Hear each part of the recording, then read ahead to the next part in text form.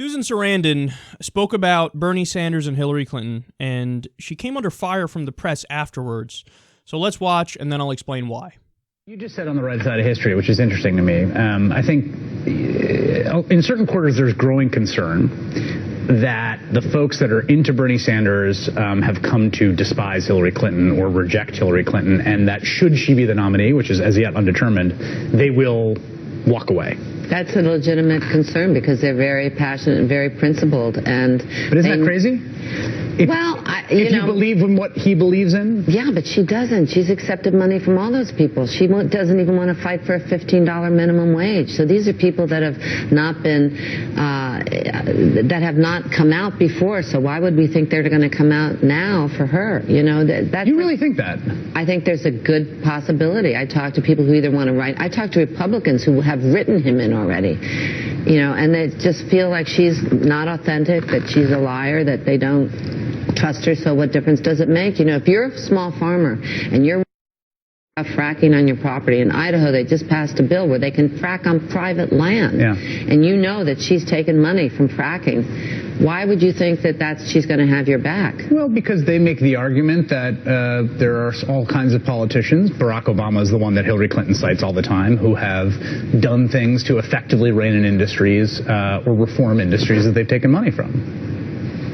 I'd like to see that. No, I don't buy it at all because she's been selling fracking all over the world. There's her talking about Monsanto and how clean, not talking about Roundup or what they put in it or what it's done to our economy. And they know that jobs are going out. You know, Bernie doesn't voted against NAFTA, you know, TPP or what, you know, all these things coming up that they know affect their jobs, and she's not on the right side of that. She hasn't voted right. So what would make you think that once she gets in, she's going to suddenly go against the people that have given her millions and millions of dollars? I think that's being incredibly naive and egotistical to think suddenly she's going to see the right, you know. Right, but isn't the question always in an election about choices, right? I mean, I think a lot of people think to themselves, well, if it's Donald Trump and Hillary Clinton, and I think Bernie Sanders probably would think this. I think Bernie would probably encourage people because he doesn't have any ego in this thing. But I think a lot of people are sorry. I just can't bring myself to do that. How about you personally? I don't know. I'm going to see what happens. Really? Really. I cannot believe that as you're watching the ride. Well, you know, some people feel Donald Trump will bring the revolution immediately. If he gets in, then things will really, you know. Oh, you're saying the Leninist model of fighting the contradictions? Yeah. Some people feel that. Don't you think that's dangerous? I think that what's going on now, if you think that it's pragmatic to shore up the status quo right now, then you're not in touch with the status quo. The status quo is not working, and I think it's dangerous to think that we can continue the way we are with a militarized police force, with privatized, with the death penalty, with a low minimum wage, with threats to women's rights, and think that you can't do something huge to turn that around, because the country is not in good shape. If you're in the middle class, it's disappearing. And you look, if you want to go see Michael Moore's documentary, you'll see, it's pretty funny the way they describe it, but you'll see that healthcare, you know, and education in all these other countries, we've been told for so long that it's impossible. It's like we've been in this bad relationship, and now we have to break up with the guy because we realize we're worth it. We should have these things. We have to stop prioritizing war. And I don't like the fact that she talks about Henry Kissinger as being her, you know, go-to guy for and the stuff that's happened in Libya and other things I don't think is good. So people are saying that that's Susan Sarandon saying she's going to vote for Donald Trump over Hillary Clinton. No, you know how she would have said it if that indeed is what she was trying to say? Hey, I'm going to vote for Donald Trump over Hillary Clinton. Now, she cleverly didn't say that. Why? Because she wouldn't vote for Donald Trump over Hillary Clinton. In fact, she's been on Twitter, the entire day after this interview, where she has to explain to people and explain to all the news sites that are running misleading headlines, that is not true. I will not vote for Donald Trump. I will never vote for Donald Trump. And look, I'll go to her direct quotes here. So, first of all, when she was asked, hey, would you vote for Hillary Clinton if she's the one who wins the nomination? She says, I don't know. I'm going to see what happens. Now, that's not like an I don't know and maybe I'll vote for Donald Trump. She didn't say that. Then she goes on to say, people feel Donald Trump would bring the revolution immediately. So that's not, hey, I'm going to vote for Donald Trump because he's the answer. That's her saying people feel, so other leftists, hey, if Donald Trump gets in power, that will consolidate a progressive uprising, and that'll be the revolution that comes immediately. So we will be so staunch in our opposition to a fascist like Trump that will bring the real systemic change and fundamental change that we need. So that's what I took away from her saying that. And then I was convinced my interpretation was 100% right when she confirmed it later on. And Jamie Lee Curtis was tweeting saying, oh, I can't believe that she said she would vote for Donald Trump. And she's responding like, I didn't say that and I wouldn't. My point is that, quote, people feel Donald Trump would bring the revolution immediately, not because he's some sort of progressive lion, but because you would make the opposition come together and really be strong in our resistance, and then you'd have the uprising. And again, on the Hillary Clinton point, I don't know if I'll vote for her in the general. I'm going to see what happens. That's the same point that I've made. I mean, I did a whole segment based off Bill Maher's take on Bernie or Bust, where Bill Maher was really hard on them and really against them.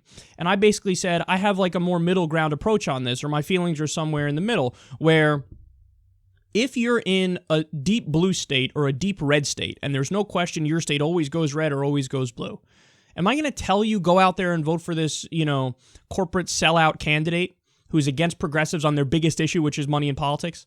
Fuck no. I'm not going to do that. I don't care if you stay home. Or I don't care if you vote in third party. I don't care if you write in Bernie Sanders' name. I don't care. Don't vote for Donald Trump.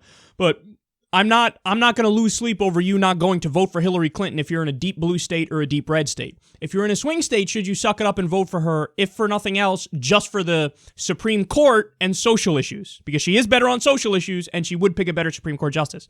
Yeah, I think if your state is anywhere near a swing state, even if Hillary's the nominee, suck it up and go vote for her. So that's a middle ground approach.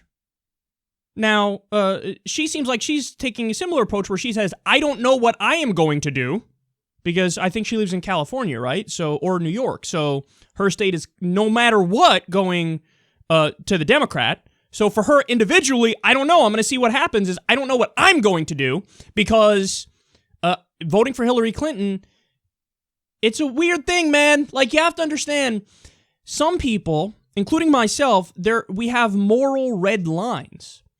So what that means is, do I know that she's a better candidate than a person like fucking Ted Cruz? Of course I do. I'm not an idiot. But when you have somebody who voted for the Iraq War, for example, voted for the Patriot Act, which rips up the Constitution, throws it in the garbage, Fourth Amendment gone, Eighth Amendment gone, habeas corpus, due process gone. So that's a non-negotiable thing, but she voted for it. But when you vote for the Iraq War, and minimum 200,000 civilians die in that war, and then on top of that, you promise to make the same mistake in Syria because you want to get more involved there. You've called for a no-fly zone, and at times you called for ground troops.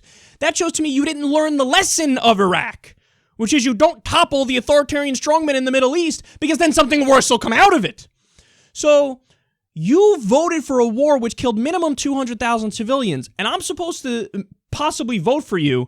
How am I supposed to explain that vote in a hypothetical world where the American empire collapses and we're all in front of a tribunal, a military tribunal, or some sort of international court, some sort of human rights hearing, where people say, well, you did vote for the person who killed minimum 200,000 civilians with that vote, or aided in it. You're guilty of something, are you not? You voted for the person who killed minimum 200,000 people. So, the moral red lines are taking a historical, objective view of, imagine in any other country, one of the candidates voted for a war, an illegal war, which ended up killing 200,000 civilians. Should we vote for him or her? People be like, what? That person should thank their lucky stars that they're not in jail. So, yeah, I have moral red lines. Yeah, many other people have moral red lines. And she's abandoned progressives on the biggest issue to them, money in politics, as Susan Sarandon is explaining right there. The leading Democratic contender has abandoned the base on their biggest issue, which is the corruption in the system, which is campaign finance, which is the fact that donors give politicians money and they expect favors, and it's I scratch your back, you scratch mine, and they get favors. This is why political science research from Princeton found that in the U.S., we are effectively an oligarchy. We're no longer a constitutional republic and a representative democracy.